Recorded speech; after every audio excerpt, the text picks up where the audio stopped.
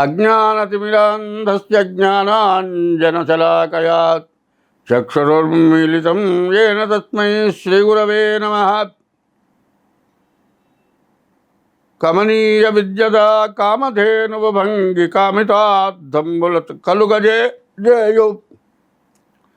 మనిషికి మంచి ప్రవర్తన ఉంటే చదువు వస్తుంది, విద్య వల్ల వివేకం వస్తుంది, విద్య వల్ల కావాల్సినవన్నీ కూడా వస్తాయి. మరి చదువుకున్న వాళ్ళ మధ్యలో గొప్పవాడుగా పూజింపబడతాడు.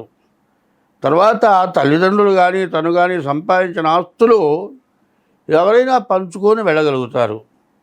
కానీ విద్యను మాత్రం ఎవరు పంచుకోలేరు.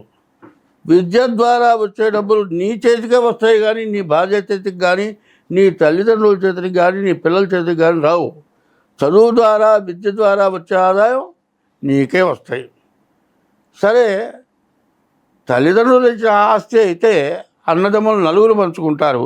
కానీ నీకు విద్య ద్వారా వచ్చినటువంటిది ఎప్పుడూ కూడా ఎవరు పంచుకుంటానికి వీలు కాదు. పోనీ బాగా సంపాదించావు కదా అంటే తల్లిదండ్రులే కాదు రాజులు కూడా పంచుకుంటానికి వీలు కాదు. ఇది కాదయా, ఎన్ని దేశాలకు వెళ్ళినా కూడా విద్య వల్ల ఏదో రకంగా సంపాదించుకొని బతకడానికి శక్తి వస్తుంది. రాజులకు అలవి కాదు. పోనీ ఈ విద్య వల్ల నీళ్లలో నానుతుందా? నానదు. దొంగతనం చేసేవాడికి దొంగకే ఉన్న స్వాధీనం అవుతుందా? ఈ విద్య కాదు. మరి ఈ విద్య ఎటువంటిది అంటే ఎప్పుడు కూడా జన్మాంతర సంస్కారం, పూర్వజన్మలో నీవు చేసుకున్న పుణ్యం వల్ల నీకు విద్య వివేకం, విద్యరీత్యా నీవు బతికి 10 మందిని బతికించేటువంటి పరిస్థితి రాజులు, తల్లిదండ్రులు, అన్నదమ్ములు, పక్కవాళ్ళు, దొంగలు ఎవరు పంచుకుంటానికి పనికిరారు. అట్లా చేయలేరు. నీ విద్య ఎప్పుడు కూడా నీకే ఉపయోగపడుతుంది. నీ విద్య ద్వారా వచ్చింది నీవు సద్వినియోగం మంచిదానికి ఉపయోగిస్తే మళ్ళీ వచ్చే జన్మ మంచి ఉత్తమమైన జన్మ వస్తుంది. అదే కాదండి, విద్య వల్ల ఎటువంటి మూర్ఖుడికైనా సరే చెప్పి మంచిగా వాళ్ళని నీ వశం చేసుకోగలుగుతావు. నువ్వు మంచి చెబితే వాళ్ళకి మంచి మార్గం చూపించగలిగితే, అయ్యో అరే మనకు తెలియంది చెప్పాడురా, దీనివల్ల మనం బాగుపడ్డాం అని మీ మీద ఎప్పుడు కూడా మంచి విలువ ఉంటుంది. ఎన్ని దేశాలకు వెళ్ళినా ఈ విద్య వల్ల సహాయమై తల్లిదండ్రులు ఇంటికి వెళ్తే తల్లి ఎట్లా అన్నం పెడుతుందో ఆ విధంగా విద్య అన్నం పెడుతుంది. నీళ్ళల్లో నీళ్ళలో నానదు, దొంగల పాలు కాదు. నీవు చెప్పిన విద్య ద్వారా ఎంతోమంది నీకంటే ఎక్కువగా సంపాదించుకొని బతికి ఉన్నంతకాలం నీవు కనపడ్డప్పుడు నీకు ఎంతో గౌరవంగా నిన్ను పూజించి నీకు నమస్కారం చేస్తారు. అదే కాదు, నీ విద్య ద్వారా నీవు చెప్పేటువంటి మంచి శాశ్వతంగా ఉండిపోతుంది. అది ఎట్లా ఉంటుంది అంటే వాడి రామాయణం, భారతం, భాగవతం ఇట్లాంటివి ఉన్నాయి. విదుర నీతను ఉంది, మరి భర్తృహరి సుభాషితాలు ఉన్నాయి, మరి నరసింహ శతకం ఉంది. మనిషి ఎట్లా బతకాలి, ఎట్లా జీవించాలి, దీనివల్ల నీకేమిటి ప్రయోజనం అనేది తెలిసేది విద్య ద్వారానే తెలుస్తుంది. ఎంతోమంది ఎన్నో గ్రంథాలు కొన్ని వేల సంవత్సరాల క్రితం, వందల సంవత్సరాల క్రితం రాశారు.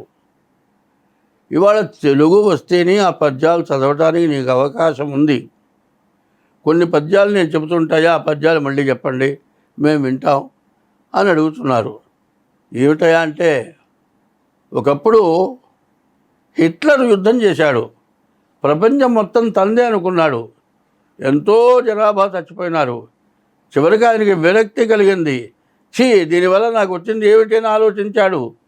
చివరికి దీనివల్ల వచ్చింది ఏమీ లేదు, కొన్ని లక్షల జనాలని చంపాను, మహాపాపం చేశాను అనేటువంటి ఉద్దేశం హిట్లర్కి కలిగింది.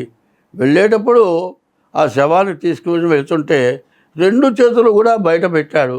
ఏమిటో అట్లా 2 చేతులు బయట పెట్టారు అంటే, ఇంత చేశాను, నేనేం తీసుకెళ్తాను ఏమీ లేదు, ఒట్టి చేతులతో వెళ్తున్నాను అని చెప్పాడు. దానికోసం హిట్లర్ ఆ విధంగా బయట చేతులు పెట్టాడు. ఎందుకంటే ఎంతోమంది స్వార్థంతో, అమాయకంతో దేశం మొత్తం నాదే, ప్రపంచం మొత్తం నాదే, ఇక నన్ను మించిన వాడు లేడు, ఇదంతా నేను నా పిల్లలు నా కుటుంబం తినాలి అనుకొని యుద్ధంలో తన భార్య, తన పిల్లలు, తన రాజ్యం, తన ఐశ్వర్యం సర్వస్వం కోల్పోయి తన భార్యని శత్రురాజులకి ఒప్పచెప్పి వాళ్ళ చేత చంపబడి నరకం అనుభవించారు. అది విద్య కలిగినటువంటి వాళ్ళు అట్లాంటి పనులు చేయరు కదా. ఈ విద్య మీకు ఎంతో ఉపయోగపడుతుంది కదా. ఈ విద్య కనుకుంటే నీకు ఏ గ్రహాలు నిన్ను బాధించవు, ఏ గ్రహాల వల్ల సమస్య రాదు.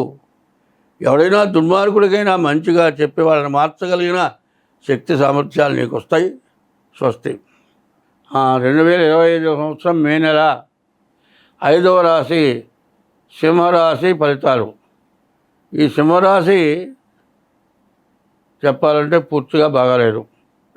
ఈ సింహరాశికి అష్టమ శని.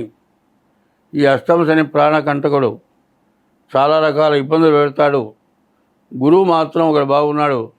ఈ గురువు వల్ల మంచి ప్రయోజనం కలుగుతుంది. తర్వాత శుక్రుడు బాగున్నాడు, వివాహాది శుభకార్యాలు జరుగుతాయి. గురువు ఒక్కడ తప్పితే ఏ గ్రహం పూర్తిగా బాగాలేదు. ఈ సింహరాశి వాళ్ళు చాలా జాగ్రత్తగా ఉండాలి. ఈ సింహరాశి వాళ్ళు ప్రతిరోజు కూడా శివాలయానికి వెళ్ళి శివాలయంలో 11 ప్రదక్షిణాలు చేసి శివుడికి అభిషేకం చేయించుకొని సోమవారం శివాభిషేకం చేసుకోవటం, రోజు కూడా శివ దర్శనం చేసుకొని అభిషేక తీర్థం తీసుకోవటం, నవగ్రహాలకు ప్రదక్షిణం చేయటం, ఇవి తప్పనిసరిగా చేయాలి. ఈ సంవత్సరం అంతా కూడా అంటే 2 సంవత్సరాల 6 మాసాలు అష్టమ శని ప్రాణకంటకుడు అంటారు. ఈ రాశి వాళ్ళకి సరిగా చెప్పాలంటే యాక్సిడెంట్లు జరగచ్చు, దెబ్బలు జరగచ్చు, ఆపరేషన్లు జరగచ్చు, రకరకాలైన మూల వ్యాధులు రావచ్చు, అంటు వ్యాధులు రావచ్చు. ఇట్లాంటి సమస్యలు బాగా ఎక్కువగా ఉన్నాయి. ఈ వ్యాధుల వల్ల లక్షలు ఖర్చు అయ్యే పరిస్థితులు కనబడుతూ ఉన్నాయి. కాబట్టి మీ డేట్ ఆఫ్ బర్త్ ద్వారా మీ జాతకం తప్పనిసరిగా చూపించుకోండి. ముందుగా జాగ్రత్త పడండి. అనవసరమైన ప్రయాణాలు చేయబాకండి. ఉన్న ఉద్యోగమే చేసుకోండి, ఉన్న వ్యాపారమే చేసుకోండి. కొత్త దానికోసం ఆరాటపడబాకండి. పాతది ఏది చేసుకుంటున్నారో అదే చేసుకోండి. కొత్త దాని విషయానికి పోవద్దు. ఇట్లా ఉన్నట్లయితే మీకు ఎప్పుడు కూడా ఎటువంటి సమస్య రాదు. మీరు అన్ని విధాలు కూడా బాగుంటారు. ఈ రాశి వాళ్ళు, ఈ సింహరాశికి 2 సంవత్సరాల 6 మాసాలు బాగా ఇబ్బందికరమైన టైము.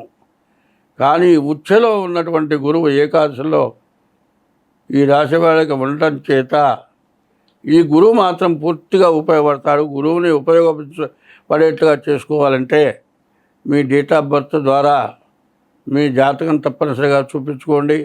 డేట్ ఆఫ్ బర్త్ లేకపోతే హస్త సాముద్రిక ద్వారా మీ జాతకం చూపించుకోండి.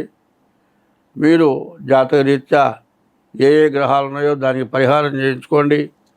తర్వాత మీ ఇష్టదైవాన్ని పూజించండి. ఎప్పుడూ కూడా సమస్యలు కష్టాలు వచ్చినప్పుడు తగాదాలు, ఇంట్లో పోట్లాడుకోవడం, కొట్టుకోవడం, తిట్టుకోవడం, ఏడవటం ఇట్లాంటివి చేయటం మంచిది కాదు. ఇంట్లో ఆడవాళ్ళని ఎవరిని వేధించొద్దు, ఏడిపించొద్దు. తల్లి కానీ భార్య కానీ ఏడిస్తే ఆ ఇంట్లో దరిద్రం తప్పితే ఐశ్వర్యం మాత్రం రాదు. అది గుర్తుపెట్టుకోండి.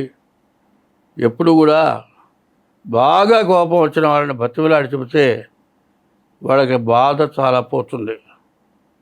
నేను చస్తానంటే నువ్వు ఎప్పుడు చస్తావని ఎదురు చూస్తున్నాను అనేదానికంటే నువ్వు చచ్చిపోతే మా గతి ఏంటంటే వాళ్ళలో మంచి మార్పు వస్తుంది.